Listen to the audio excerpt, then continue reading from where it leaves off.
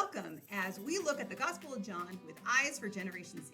My name is Tanita Maddox, and we're going to read through the Gospel of John, keeping in mind 6 key questions that Generation Z is asking based on their values and worldview, and 2 key questions they're asking about God.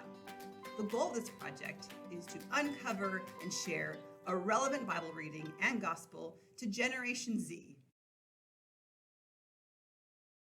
We're going to jump into John chapter 7, which there's a lot of things going on the backdrop of this. We have the Feast of the Tabernacles, we've got temple guards, we've got Jewish leaders. So all of that is happening in the background. But the question we're really going to look at is, can I trust you?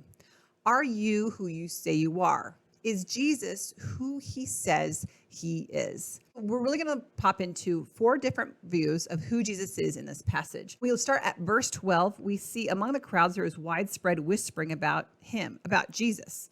Some said he is a good man. Others replied, no, he deceives the people.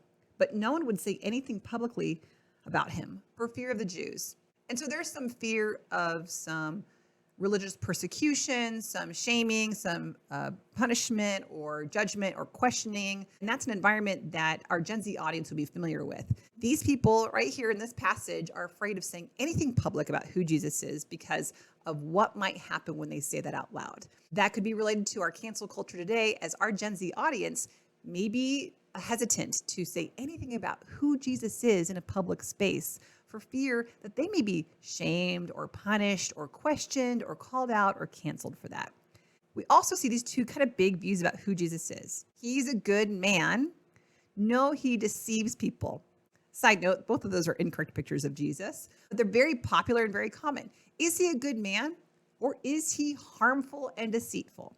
When we move on to verse 40, after Jesus has been teaching, we see this other ideas. Some people said, surely this man is a prophet. He is from God. He's teaching godly things. Others said, he is the Christ, meaning the promised one, the Messiah, the one that they expected, who's going to come and free the people from political oppression. He was going to fulfill all of God's promises. That is who this person is, the Messiah, the Christ, the one who has been promised to come.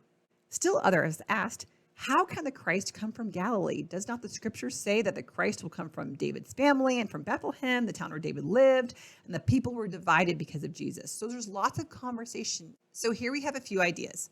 Jesus is a good man. Jesus is deceitful and harmful. Jesus is from God, teaching about godly things, but not God himself. That's the prophet.